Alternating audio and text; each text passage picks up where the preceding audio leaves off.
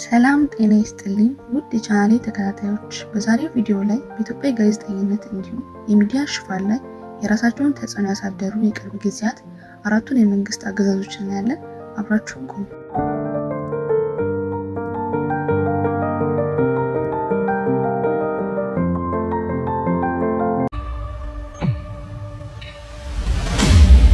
አንደኛ፣ የንጉሠ ነገሥቱ አገዛዝ ወይም ቀዳማዊ ኃይለ ሥላሴ።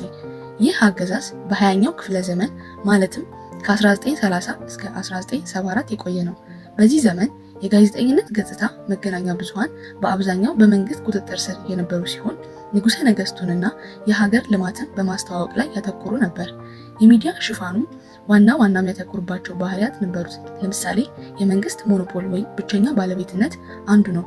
በመንግስት የተያዙ ጋዜጦች እንደ አዲስ ዘመን ያሉና ሬዲዮ ዋነኛ የመረጃ ምንጮች ነበሩ።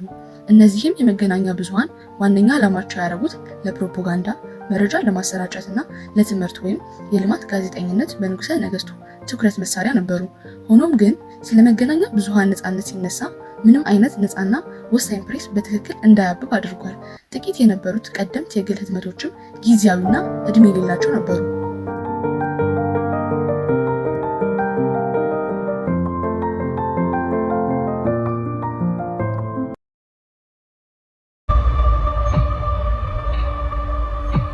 ሁለተኛ፣ የደርግ አገዛዝ ከ1974 እስከ 1991 በዚህ አገዛዝ ስር በኢትዮጵያ የነበረው ጋዜጠኝነት ሙሉ በሙሉ በመንግስት ቁጥጥር ስር የነበረና ሳንሱር የሚደረግበት እንዲሁም በፖለቲካዊ ጭቆና የተሞላ ነበር።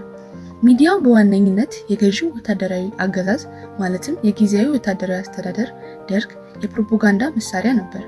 ደርግ ሁሉንም የሚዲያ ተቋማት ለምሳሌ ህትመት፣ ጋዜጦች፣ ሬዲዮና ቴሌቪዥን ሙሉ በሙሉ ተቆጣጥሮ ነበር። በአብዛኛው ጊዜ የግል ወይም ገለልተኛ ፕሬስ አልነበረም። እነዚህ የመንግስት ሚዲያዎች ዋነኛ ተግባር ደርግ የተቀበለውን ማርክሲስት ሌኒኒስት ርዕዮተ ዓለም ማስተዋወቅና ስርዓቱን እንዲሁም መሪውን ማሞገስ ነበር።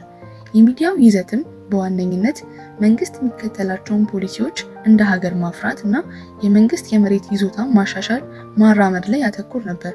የፕሬስ ነፃነቱም አልነበረም። ጋዜጠኞች ጥብቅ በሆነ የፖለቲካ ቁጥጥር ስር ነበሩ። መንግስትን ወይም ፖሊሲዎችን የሚተቹ ዘገባዎች በጥብቅ የተከለከሉ እንዲሁም ይህን አድርጎ መገኘት ከባድ ወንጀል ብሎም እስከ እስር የከፋ ሁኔታ ያስከትል ነበር። ይህን ተዳፍረው ወሳኝ ዘገባ ለመስራት የሞከሩ ጋዜጠኞች በተለይ በቀይ ሽብር ወቅት ስደት፣ እስራት፣ ስቃይና ሞት ይደርስባቸው ነበር።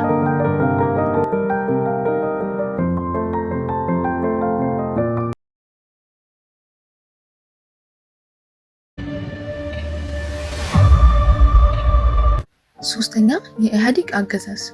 በዚህ አገዛዝ ስር የነበረው ጋዜጠኝነት የጀመረው ለአጭር ጊዜ በነበረ የነፃ ፕሬስ መበራከት ቢሆንም ብዙም ሳይቆይ ግን በከፍተኛ ጭቆናና ገዳቢ ህጎች ወደ ተሞላ ስርዓት ተለወጠ። የደርግ ከስልጣን መውደቅን ተከትሎ ወሳኝ የፖለቲካ ይዘቶችን የሚያትሙ የግልና ነፃ ጋዜጦች እንዲሁም መጽሔቶች በከፍተኛ ሁኔታ በዝተዋል። ይህ የመጀመሪያ ነፃነት ለአጭር ጊዜ የዘለቀ ነበር። መንግስት በደርዘኖች የሚቆጠሩ ህትመቶችን በመዝጋት የተለያዩ እርምጃዎችን በመውሰድ ነፃው ፕሬስ በከፍተኛ ሁኔታ እንዲቀንስ አድርጓል። የጸረ ሽብርተኝነት አዋጅንና የመገናኛ ብዙሃን መረጃ አግኝቶ የመጠቀም አዋጅን ተገን በማድረግ ጋዜጠኞች በመክሰስና ወሳኝ ዘገባዎችን በማፈን በሰፊው ተጠቅሞባቸዋል። ቅጣቶቹም ብዙውን ጊዜ ከባድ ነበሩ። ይህም በርካታ ጋዜጠኞች እንዲታሰሩና ለስደት እንዲዳረጉ አድርጓቸዋል። የመንግስት ሚዲያዎችም እንደ ቴሌቪዥን፣ ሬዲዮ፣ ጋዜጦች በተለይም ሬዲዮን በመጠቀም ወደ ሰፊው የገጠር ህዝብ ለማዳረስ ይጠቀሙበት ነበር። ሚዲያዎቹም በዋነኝነት ለኢህአዴግ ፖሊሲና ፕሮፓጋንዳ ማሰራጫነት ያገለግሉ ነበር። የተቃዋሚ ድምጾች ሚዛናዊ ሽፋን የሚያገኙትም አልፎ አልፎ የነበረ ሲሆን የቀሩት የግል ሚዲያዎችም እጅግ በጣም ዝቅተኛ ስርጭት ነበራቸው።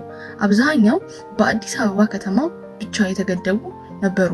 እናም ለመትረፍ ሲሉ ብዙውን ጊዜ ከመሰረታዊ የፖለቲካ ጉዳዮች ይርቁም ነበር። በዚህ ወቅት ላይ አንድ የተስፋ ብርሃን ታየ፣ ወርቃማዋ ጊዜ። ይህ ጊዜ ንጉሠ ነገሥት ኃይለ ሥላሴ ከስልጣን ከወረዱ በኋላ በነበረው የመጀመሪያ ወቅት መጥቀስ ተገቢ ነው።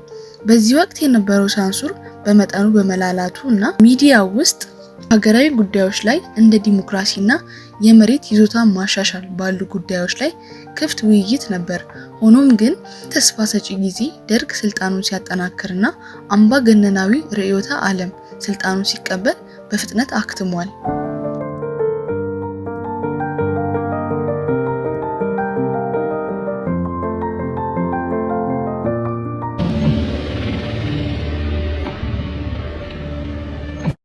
አራተኛ የመጨረሻው ማለትም አሁን ያለው የብልጽግና ፓርቲ ሲሆን ምንም እንኳን ከፍተኛ የሚዲያ ነፃነትን ቢያስተዋውቅም ከዚያ በኋላ በተከሰቱ የውስጥ ግጭቶችና የፖለቲካ አለመረጋጋቶች የፕሬስ ነፃነት እንዲቀንስ አድርጓል። ጠቅላይ ሚኒስትሩ ስልጣን ሲይዙ በደርዘኖች የሚቆጠሩ የታሰሩ ጋዜጠኞችና የፖለቲካ እስረኞች ተፈተዋል። ለመጀመሪያ ጊዜ በዓመታት ውስጥ ኢትዮጵያ በስራቸው ምክንያት የታሰሩ ጋዜጠኞች አልነበሯትም። የተለያዩ ሚዲያዎች እገዳቸው ተነስቶላቸዋል። አዳዲስ የግል ሚዲያዎችና ተቋማት በብዛት ተቋቁመዋል። ከ2012 ዓ.ም ጀምሮ ግን በተለያዩ ግጭቶች ምክንያት መንግስት ገዳቢ እርምጃዎችን እንደገና አስጀምሯል። ጋዜጠኞች በተለያዩ ምክንያቶች ብዙውን ጊዜ ከጥቃት ማነሳሳት ወይም የሐሰት መረጃን ከማሰራጨት ጋር በተያያዘ እስራት የተለመደ ሆኗል። በዚህ ምክንያት በኢትዮጵያ ውስጥ ያሉ ጋዜጠኞች ስሜት ቀስቃሽ የሆኑ የፖለቲካ፣ የጸጥታ እና የመሳሰሉት ጉዳዮችን ከመዘገብ ተቆጥበዋል። በአጭሩ ስናጠቃልለው በኢትዮጵያ ውስጥ የጋዜጠኝነት ነፃነት ታሪክ በአራቱ የቅርብ ጊዜ አገዛዞች ውስጥ በጥብቅ የመንግስት ቁጥጥር ስር መሆናቸው መገንዘብ አያዳግትም። የዛሬው ቪዲዮ ይህን ይመስል ነበር። በሌላ ቪዲዮ እስክንገናኝ ቸር ሰንብቱ።